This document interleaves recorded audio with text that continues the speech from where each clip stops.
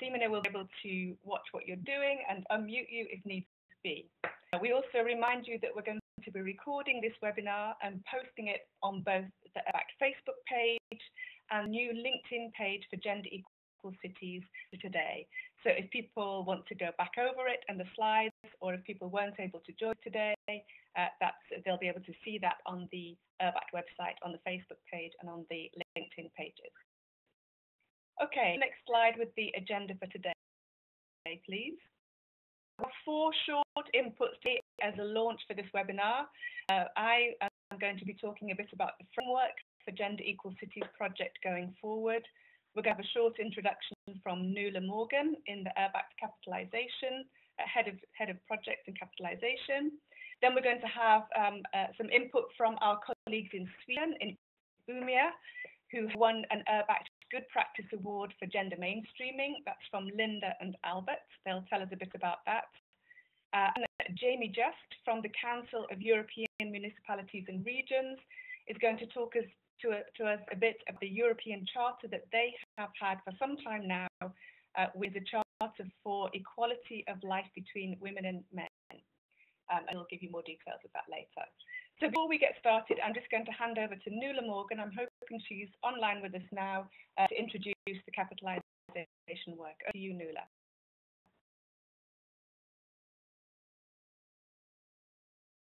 Can everyone hear me okay? Yes, Nuala. Okay, so yes, thanks, Sally. Good afternoon, everyone. So as head of URBACT's capitalisation unit, I just wanted to give you a bit of background on this action on gender equality fits into URBACT's overall activities. URBACT has 4 objectives, one of which is to ensure that the knowledge gained within the URBACT cities is available to the wider urban and policy-making community. And do this through our Urban Knowledge Hub, our website, and our events, and by capitalising on the thematic know-how coming from our cities. And this is what we call capitalisation. It's very much about learning, sharing the lessons from city practices, and helping make a change. So under the URBACT city networks. At the middle of last year, a series of thematic activities has been launched, building on the work of the URBACT networks and also contributing to the agenda of the EU. These topics are close to the heart of what cities do: urban planning, the vitality of smaller cities, trends to digital jobs, for example. And now we're looking at some important cross-cutting issues: integrated urban development, what it means and how do cities put it into practice, and gender equality. This is the first time that we take a head-on look at the pervasive topic and what it means to cities in practice. And I'm delighted that URBACT is partnering with the Council of European Municipalities and Regions, who have done some great developing the Charter for Gender Equality in Cities. See our website evolving in the coming months as the first results from all our activities become available.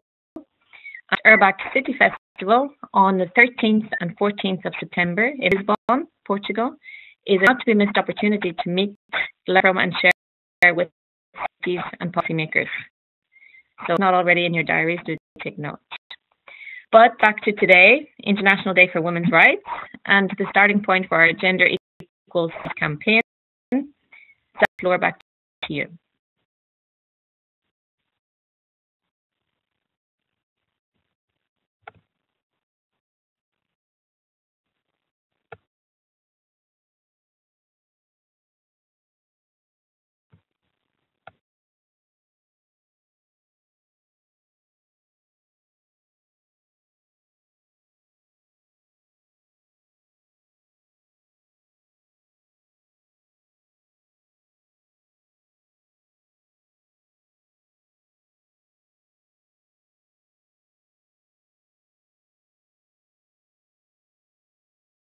Yes, we're going to organise the poll. The answer can be yes, no, or I don't know. It may be that you don't know exactly what your city is doing in relation to gender equality. Otherwise, we might have to skip that. And we're on it. Okay, thank you, Simina. So every answer to that question, it's quite an easy one really. Is your city implementing actions to improve gender equality? And you have the choice to answer yes, no, or I don't know fairly quickly. There we go. So look on the right-hand side. Is your city to have a gender equality plan? Answer yes, no, or not applicable, or I don't know. So quickly just answer yes, no, or A, B, or C, and we will then publish the results to see what scope we have in the audience we have online today.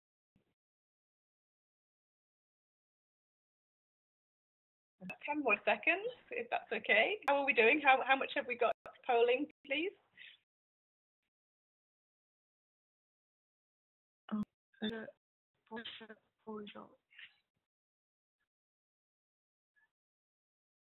So let's see if we can get the results up. Okay. Okay. See me through them for us? It's okay. As long as you can see them, it's perfect.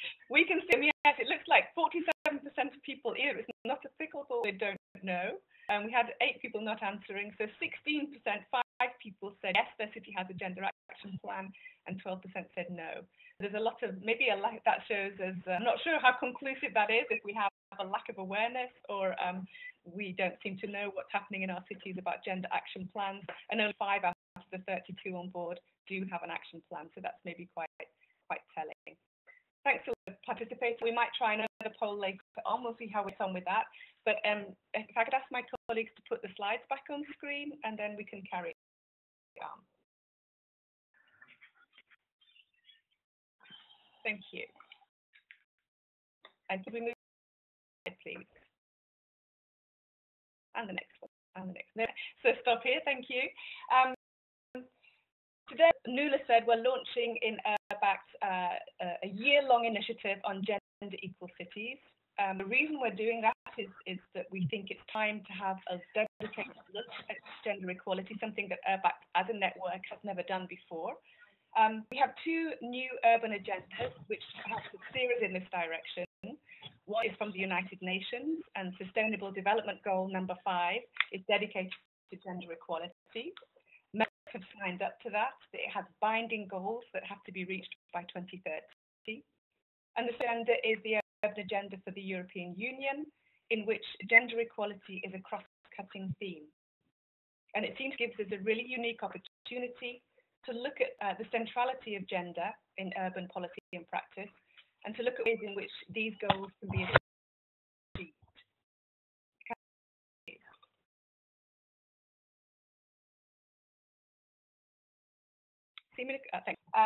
We're also looking at the data on gender inequality and gender equality in cities.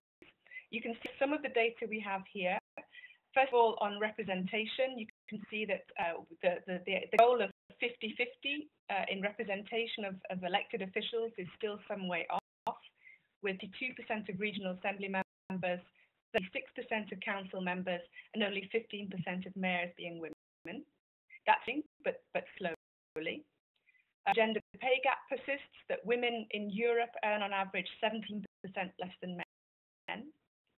We know planning has previously been quite a male-dominated profession and sphere, and we see now more and more projects and initiatives to see if public space and services can be rethought to be more gender sensitive.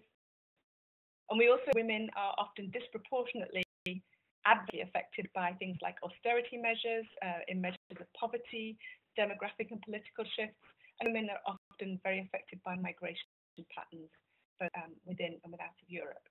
So this is some of the data we're collecting that's out there, but we also know that this year there's been quite a big movement of women's voices with Time's Up and Me Too, talking about the different ways of discrimination against women. We've had a comment that the audio is not working. Could we just check on that? Is the audio okay? Could somebody just tell me okay? Hear you very well. We just had one chat having a problem with audio. Thank you. Just wanted to check on that before I carry on. Don't want to myself today. So I decided to launch this project on gender equality to look at ways that give examples examples of cities working to reduce these kind of inequality. Could I have the next slide, please?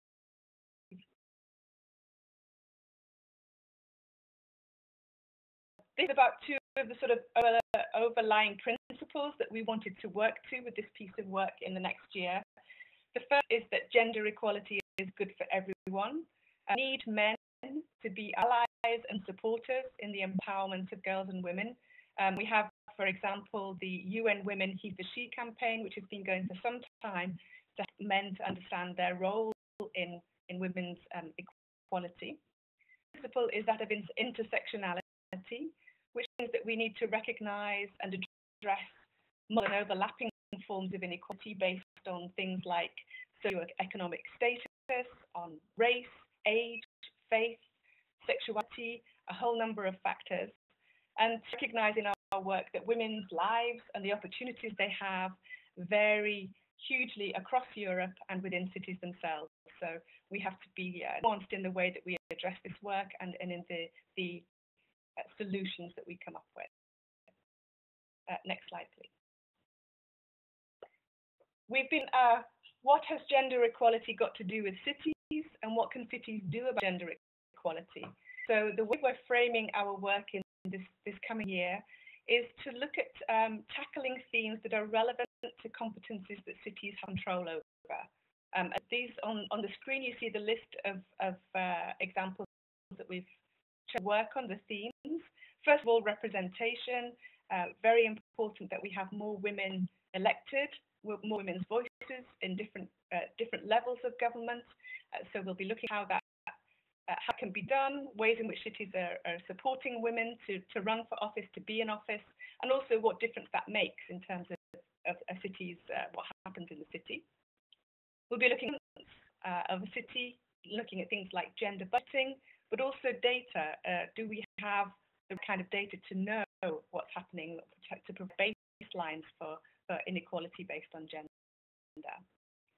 We'll be inclusion and equality, things like the pay gap, the differentiation in labour markets, looking at why it is that women are perhaps clustered in various parts of the labour market and not enough in senior positions, and representation gaps in things like female entrepreneurship rates, and important growth industries like tech and creative industries to look at what gaps in female representation in those workforces. And quite a lot of networks have been working on these issues, that we can bring that knowledge forward from them. Rural public services, transport and mobility, inclusion of migrants and refugees, and public spaces, and look at ways in which cities are tackling those kind of services, those issues with the perspective of gender. Today, on International Women's Day, we're going to be running an awareness raising campaign and highlighting the URBAC good practices that we already have. We also to reach out to cities beyond URBAC networks to find out what you're doing, to bring examples and forward in ways in which cities can reduce gender-based inequalities, and to be working in cooperation with the Council of the European Municipalities and Regions, and in particular, based on the experiences they have with their charter, which Jamie will talk about shortly. So we're going to, next slide please, reaching out with a number of activities, participating in some events at the European Placemaking Conference coming up in Stockholm in April, at the Citizenship Conference that Jamie will talk about shortly. We plan to run an expert hearing and study visit in November. And as mentioned before, the next URBAC City Festival will take place in September in Lisbon, and we'll definitely have some activities there around the gender angle on the gender filter for some of the work that's going on in URBAC networks. We hope to have a good collection of practices that are transferable, that can accelerate change at city level, and we'll be reporting back in a year's time on International Women's Day 2019. So that's what we plan to do.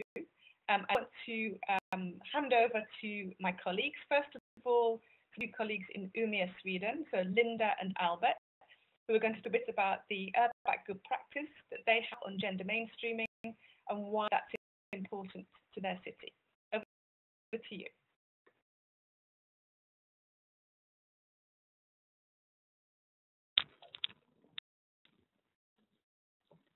Lynn, over to you. Can you hear us? Mute them? Yeah. Okay, go. Off you go. We can hear Hi. you. Okay, hi. Thanks a lot. Will you help with some slides as well, Simona?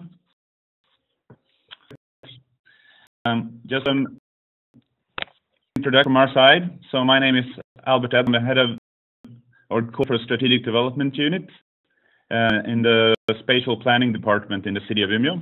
And I'm with my colleague Linda Gustafsson, who's the gender equality officer for the city. So just a short background. The city of Umeå, for those that do not know it, is the largest city in the north of Sweden with about 125,000 inhabitants.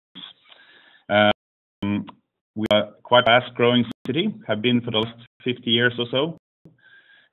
About 2,000 new people are moving to the city every year. At the moment, it's very, very cold in Umeå, minus 10 degrees Celsius. We are the European Capital of Culture in 2014, where work on gender equality was one of our sort of core themes for the work for our year as the European Capital of Culture. So just to close up here. We can take the next slide.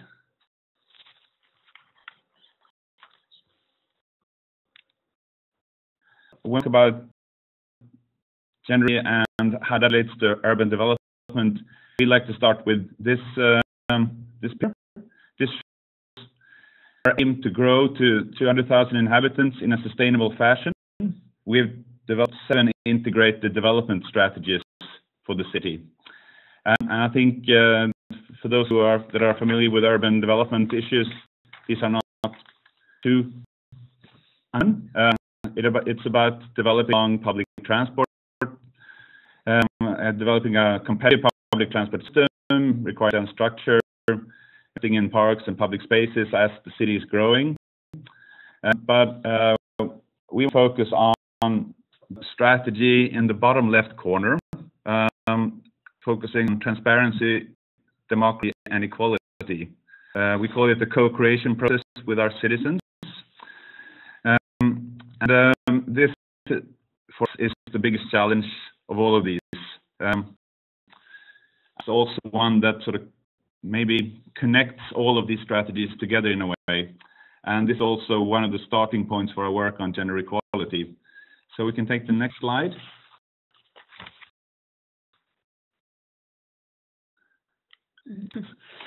So what we did is the connection between city planning and gender equality is that we're looking to build with the people who live in the city, and that we are aiming for open, democratic, and equal approach to all planning that we are undertaking. So the public space is for open to everyone, women and men, children, young people, and people with disabilities to participate on equal terms. Quite a challenge, but we think that this is the only way that we can truly develop a city for everyone. And this background, we developed work on gender equality, and I'll leave the floor to Linda to develop that further. Hello, could I have the next slide, please?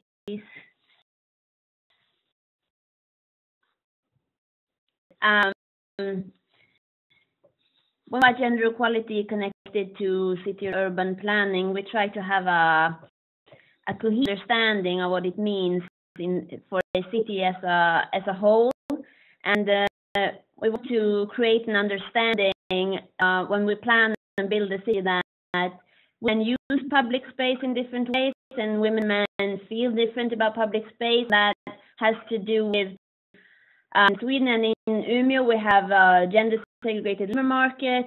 When men don't have equal amounts of money, we transport ourselves in different ways because of women feel differently about public space because of gender-based violence, responsibility for unpaid housework, who is viewed as a primary or secondary caregiver, and also expectations on women and men both in private and in public space. I try to show and create understanding that our city is a gendered city or a gendered landscape, and we need to take that into account when we plan and build a city to make sure that, as Albert said, that we create a city for everyone.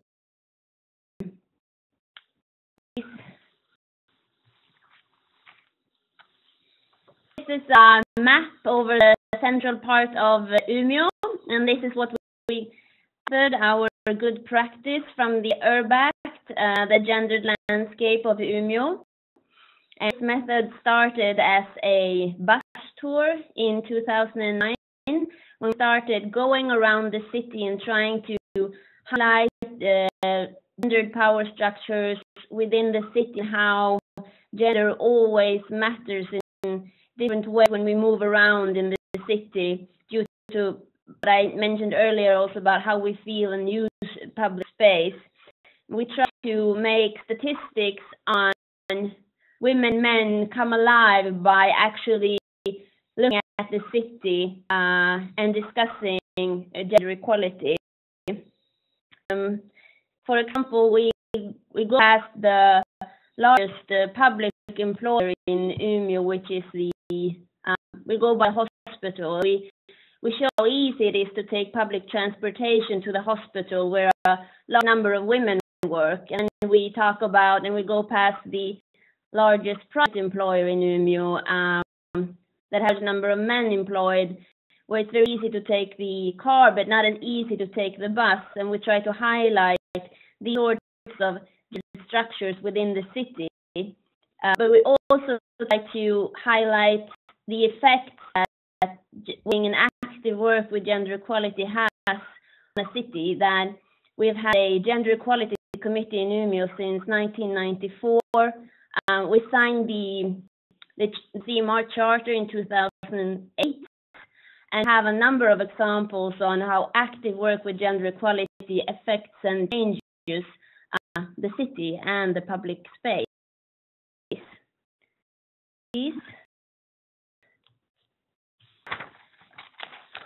So we have the URBACT, the good practice, our method of the gendered landscape. We have applied to have a transfer network we call SpaceQual, Spatial Power Challenged with Equality Analysis, and we will know in April if the application is approved that we can have a transfer network. We already have we have partners from Parma and from Trikala, but if the network is approved, then we will extend our invitation to take part of this work to 5 more cities across Europe. So if you're interested in learning more about our good practice, you could follow the link and contact me if you want to know more about how we worked with the gender landscape method. Okay. Thank you to Linda and Albert. That was a really good brief and very practical presentation of what you do. I really like the examples. It brings it completely to life when you talk about getting on buses to the hospital and things like that. I think we're already starting to get a few questions on the chat, and I think it'd be a good opportunity to take those before we move on to Jimmy. So, Simone, or could somebody tell us which questions have come up in the chat, so we can ask immediately to Linda and Albert if they could perhaps respond to those? Sure. So we have one question from Mikhail asking if we collect data to demonstrate the gender nature of the city, and if they do, what of data? Can you hear us? Yes. Yeah, good. Yes, we collect gender segregated data, and we try to have as much data as possible gender segregated, and I think that is a very important starting point in working and highlighting gender structures and gender power structures. You need to have your data segregated. So yes, we do that. Thanks, Linda. Have another question, Simina?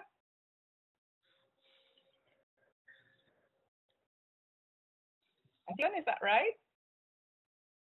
No, in fact, one from Marceline. Okay. Another one, maybe we can hand it over to her, that she explains what Marceline, go ahead. her comment. Marceline?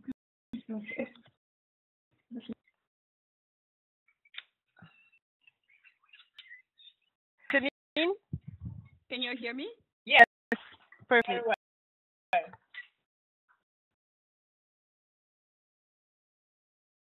Marceline, question?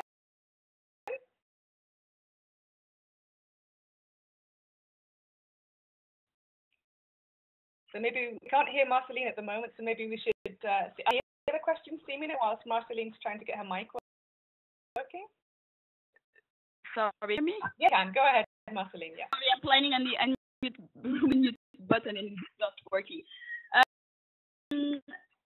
A longer remark, and I might be anticipating, but I thought that I would raise my question later. Still, I wanted to put it there.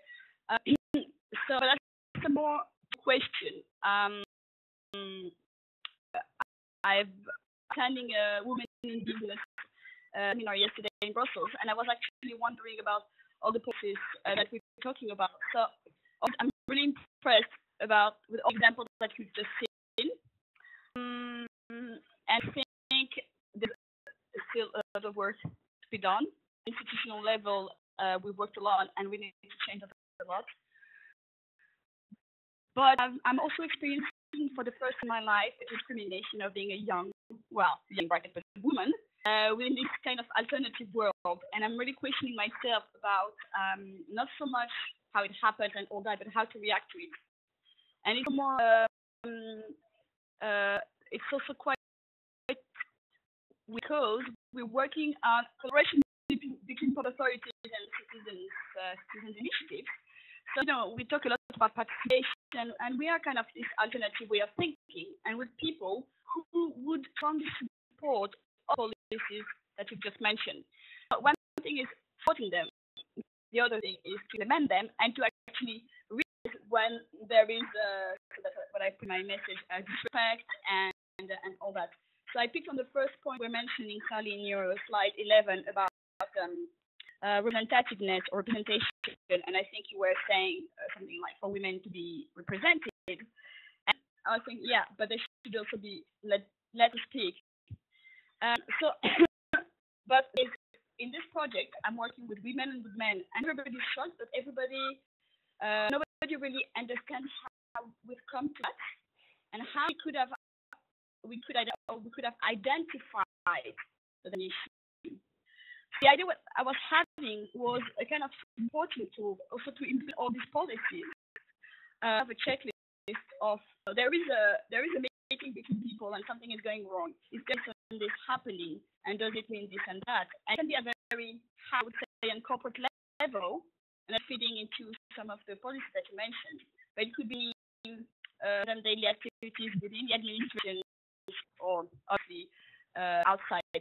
So my point was really to co-create a tool with not only women, actually with the men, and to Alison, I've seen a few men in the chat.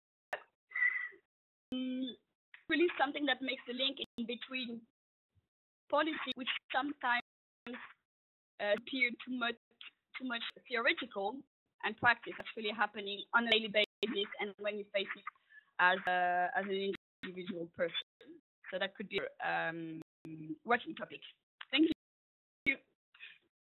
I'll just respond to that quickly, then perhaps at the end we'll come back to this. I'm sure that your comments might be echoed by other people in the webinar.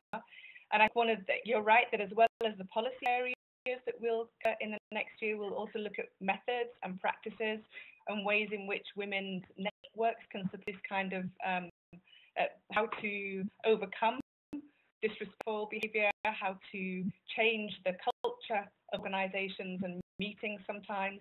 And one thing I didn't mention in the introduction is that part of our work will also be to look at the URBAC program itself, to look at we are walking the talk as a program. We know that we have normally over 50% representation of females in our activities, in our events, in our networks, but less when it comes to seniority and expertise. So we intend to actually look at ways in which we might be able to support women as well to follow the agenda and to tackle those kind of challenges. So thanks for making that comment. We take that on board, and perhaps we'll come back to it in the conversation at the end. Do you have any other questions at this point, or should we move on to Jamie? I said one. Okay. Jamie, and then we'll get all the other questions at the end. Okay. So just before we move on to Jamie, some people are now chatting, which is great, putting comments and questions in the chat. So feel free to do that, and we'll come back to those at the end. And also remind you that we will circulate slides and a recording of the webinar, which will be posted on the Facebook page and in the LinkedIn page. So you'll have access to the slides.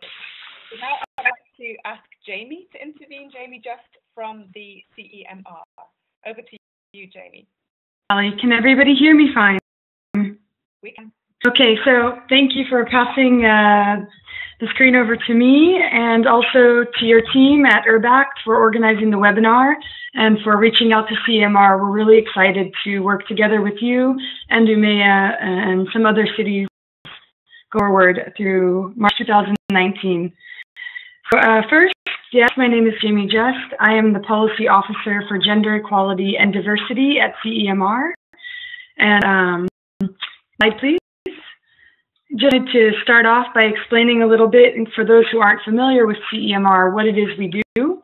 We're the oldest, broadest association in Europe of local and regional government, and we bring together associations, national associations of local and regional government from 42 countries. And on the side, you see it says we represent through them over 130,000 cities, towns, and regions. It's actually more like 150,000 today. So we have two main pillars. We influence European policy here in Brussels and legislation on anything that may have an impact on municipalities and regions. Our pillar is knowledge exchange, and that's where we bring together our local and regional authorities from each other, best practices. And a great example of this is our European Charter for Equality of Women and Men in Local Life. Please.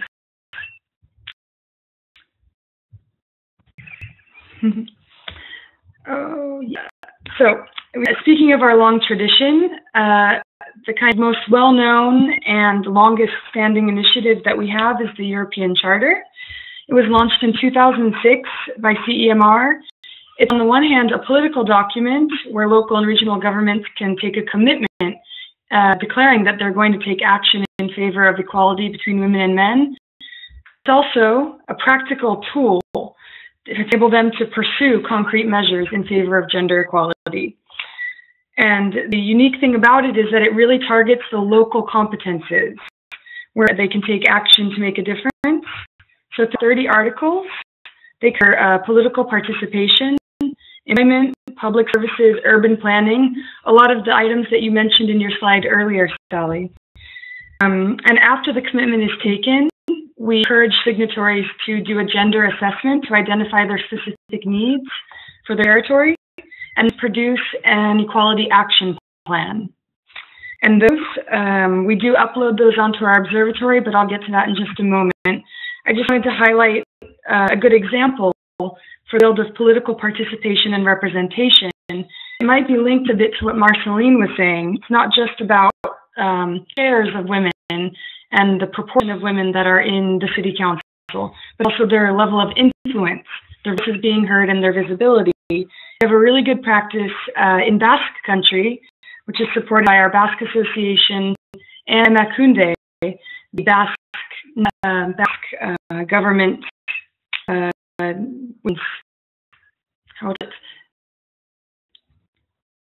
really, and they launched the Virginia Woolf Basque Escola.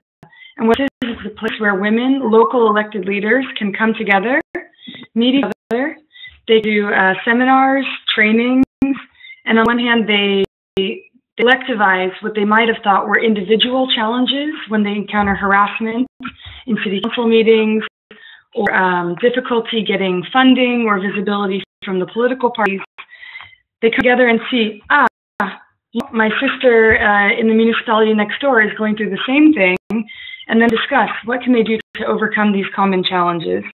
There are workshops, trainings on public speaking, empowerment, how to run campaigns. So this is one of our favorite practices. You can certainly read more about it on our observatory.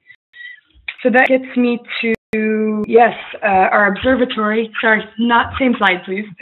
Yes, so we have an observatory that was launched in 2011 with support from the Swedish government and our Swedish National Association. And it serves as a database where signatories can upload their data, quality action plans, and find inspiration in their own language also. We have a section for good practices split along 9 main fields of local and regional competences. And we'll have some guidance that we offer to the local governments in establishing or drafting their equality action plan. And me here in Brussels, I also as national coordinators, but I'm a help desk for any municipality that's having trouble logging in or maybe getting started on their equality action plan. And to note, we have 1,700 signatories in 35 different countries. So in 10 years, we think that that's really a great progress. And we look forward every day to more implementation, which we measure by the implementation of the action plan. So before we go to the next slide, I also wanted to talk about the other recent tool that we developed in 2015, which is Indicator Toolkit with 76 indicators. It's a way to do self-assessment for the municipalities and regions that have signed and evaluate on afterwards, after they've adopted and implemented an action plan, they can see which policies were put into action and what impact those actions had, and a differentiated impact on women and men differently. Time that we could go to the next slide because I could talk about that for hours, so perhaps we'll explore that further in the next webinar. But I wanted to finish by inviting everybody who's here today to our conference in Bilbao. It's from June 11th to 13th, and the topics are local equality, diversity, and inclusion. We'll also have Urbach there on a panel looking at safety and security in the public space, not only in the built environment, but also online. Twitter, with social media, there are many opportunities, especially for local elected women, but there are also risks, such as harassment, trolling, and things that go from the digital realm into the physical realm. I just wanted to say we will have 500 local leaders, civil society organizations, academics, and a few teasers for the speakers. We have Rigoberta Menchú, Nobel Peace Prize winner from Guatemala. We have UN Women, 2 different speakers coming from New York. Gudrun Mosler-Tornstrom, the president of the Council of Europe's Congress of Local and Regional Authorities, as well as the president of the Committee of the Regions, Karl-Heinz Lambert. So I encourage you to visit our website, which you see on the slide that's displayed right now. We have early bird registration fees available through the 20th of March. So I invite you to go to the site, follow us on Twitter, and my contact information is available on the observatory website, share-equality.eu. Thank you very much.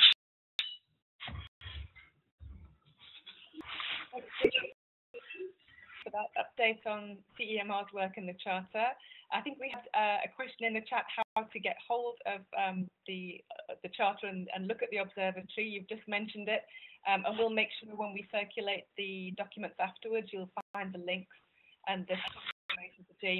You can Google CER and you'll find it quite easily through the navigation on their site, but we'll make sure that we circulate that. The Charter is available in 28 languages. There we go. Hopefully we have it in your local language.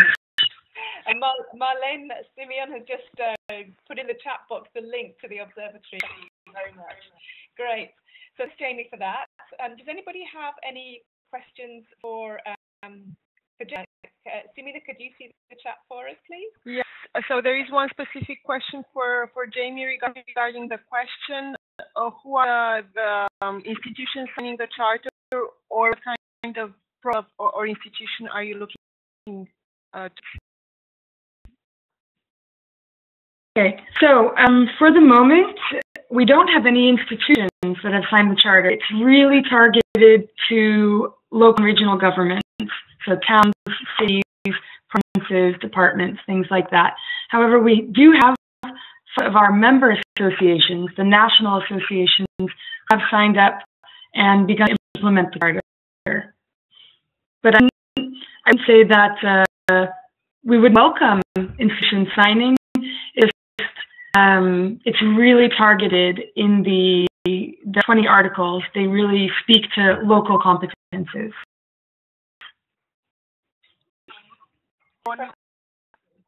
Another in that direction is if for youth organizations and NGO networks can sign the charter. Look into it, but my natural response is why not? And if you pass me the contact information for the person asking the question, I'd be more than happy to get in touch and explore that further. Great. Yeah, we had some general questions. A couple from Alison asking how many men are in the WebEx, how we might incentivize them to join the conversation. For the men that are listening into the WebEx, it would be really useful if you can put your hand up. It's next to your name in the participants list. So if you can do that, I will be able to count you, and we'll see very quickly how many of you are among us. But there is the second question of Alison, which is how can we incentivize them to join the conversation? Albert to answer that for us. Whilst we're looking at the hand count of men putting their hands up, Albert, would you be able to talk a bit about how men can be incentivized to join this conversation? You're obviously an ally. You're a big supporter of the Urbac Good Practice and the gender mainstreaming. Yeah. We can't see you. Yes. We can hear you. So there we go. I think there are space, of course. In this context, it's I think there is a bit of a norm situation now that it's expected from the younger generations of men to take an active role in gender equality discussions. I'm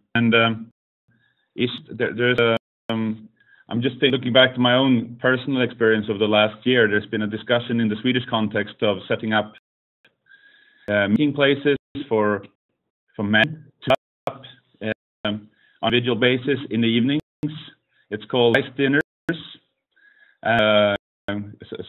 Exclusively for guys to meet up and discuss questions that are not commonly discussed in the context of a men's discussion. It's like sexuality, friendship, and it's been quite a movement. I know in the Vimy it's been organized a number of times overall in the public spaces and the restaurants around the city. So and I think it's been a really good opportunity for men that perhaps do not feel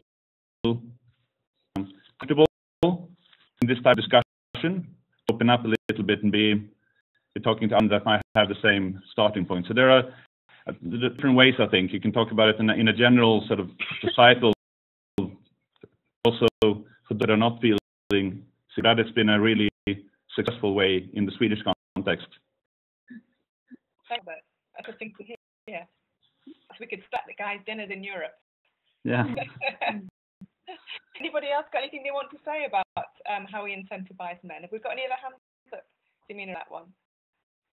Have 5 hands up out 35 participants to the webinar, so that makes, I don't know, roughly 15%.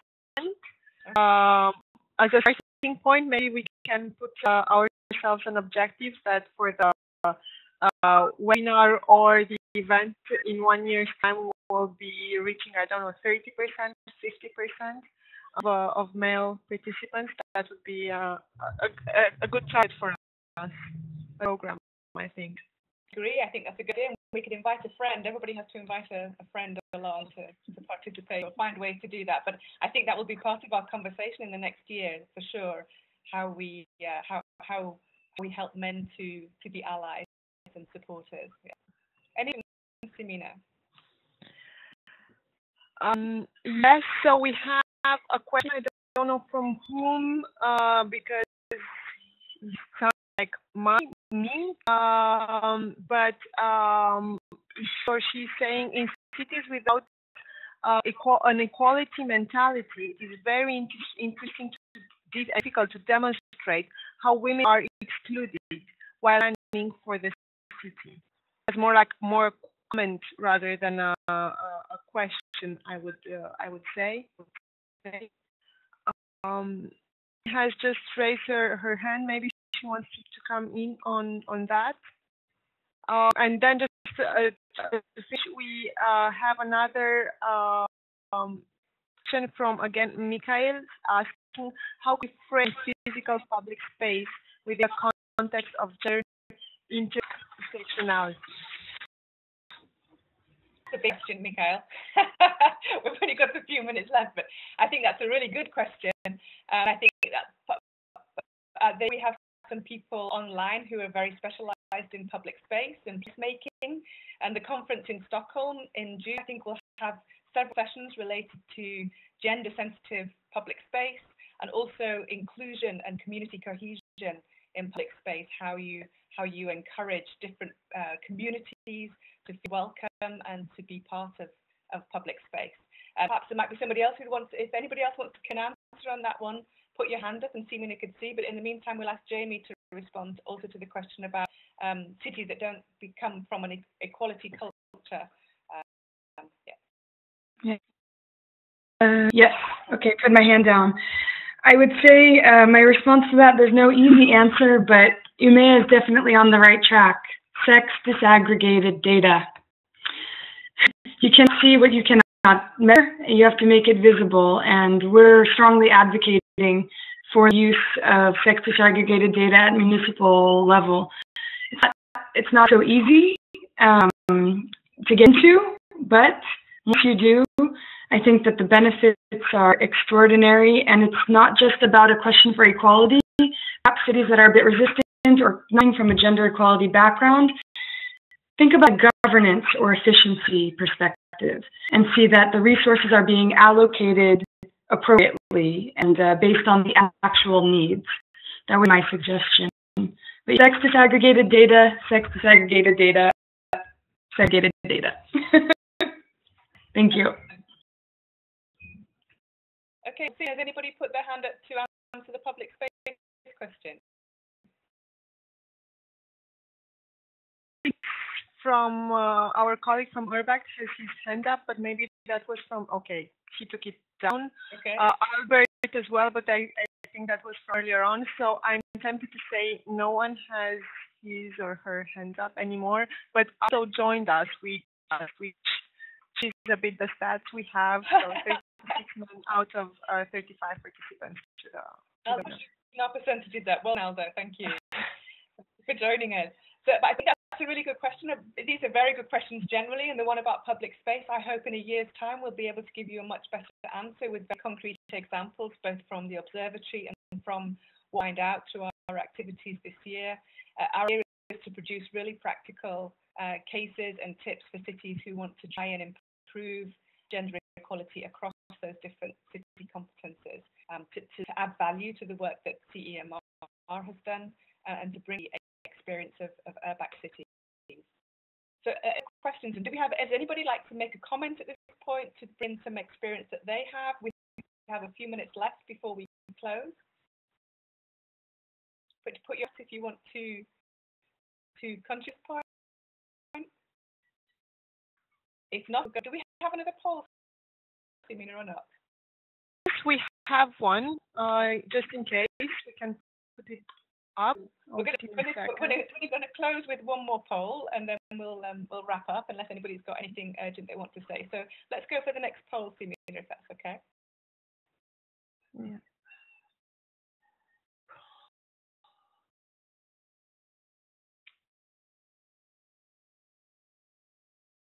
Okay. So the question a bit more about what cities need to improve practice. So the question is, what does your city need to become a gender equal one? Do you think your city needs a plan? It needs political support? It to build its capacity? Or it needs to know about good practices? I think you have to choose one question. You can't choose all here. So one answer. So if you have we're giving you 30 seconds now to answer. Yes, Alison's saying it needs all of them. We're going to have to prioritize. If you had to pick one of those, what do you think your city needs to help it to become more gender equal? Vote, and we'll do votes now, and we'll see what the answer is.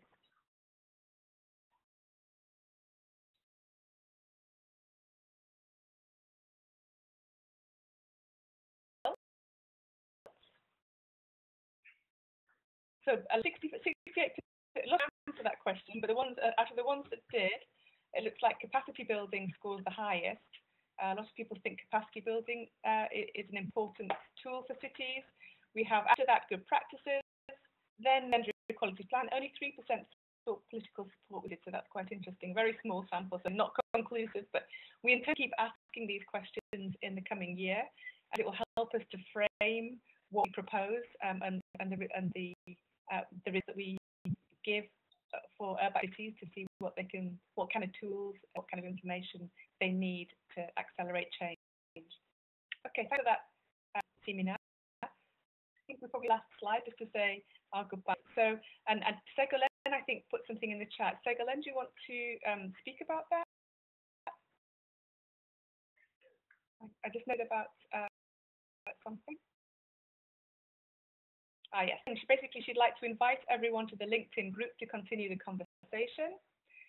We make sure that you have the links in the information that is sent out. You can see it on the screen now. We want to continue this conversation in the next year. The hashtag is Gender Equal Cities. Today's hashtag for International Women's Day, as you know, is Progress. We've set a page on LinkedIn called the Gender Equal Cities page. Really encourage you to use that to upload information, to put your comments and questions there, like the ones we have today, to keep it as a forum that everybody can see what everybody else has put. And we, as the group who are running the project, we'll make sure that we regularly update that page with examples that we've come across, with activities that we've been to, and with the result that we have quite a good archive and repository of good information there in the coming year. Questions or comments before we wrap up? Simina, anything from you? No, nothing. There are some people who think that they weren't able to respond to the poll, but from their responses in the chat, it seems that the answer would have been capacity building. So I think that the trend is correct. And we had also a question from Nula asking if the participants that are joining, to which extent they know if their city has signed the CMR charter. So if you know that your city has signed the charter, can you please put your hand up now? This city has signed the charter. We have Maya. She has her hand up, but I don't think that one counts. So please, it's just Umea for the time being. So if you could still get involved to sign the charter and to develop an action plan and then go on to implement. I think there's lots of room for more activity there. Great. Amy is saying that Brussels has signed as well, so we are aware of 2 cities for the time being, and to my knowledge, as well. Okay, good. Anything else, Simina? And that. Okay, then it's a good time to wrap up. We're coming up to the hour, so I just want to finish by thanking everybody for participating today, for joining us. Thank you to our presenters for sharing the information so succinct and so in such an inspiring way. The beginning, not the end, which is a wonderful moment for us. I'm very excited about what we do in the next year, and we're reliant on you and to be the relays for us, to tell us what's going on in your city and to reach out to other cities to make sure that we really can find what works and to share and transfer that information across URBAC networks, other city networks with CEMR in the coming year. So thanks so much for being part of that at the beginning. We will circulate the webinar recording. We'll post this on our LinkedIn page, and we encourage you to keep participating in that, keep it a lively conversation, and thank you so much for joining us today. Bye. We'll host another webinar soon. Until then, goodbye.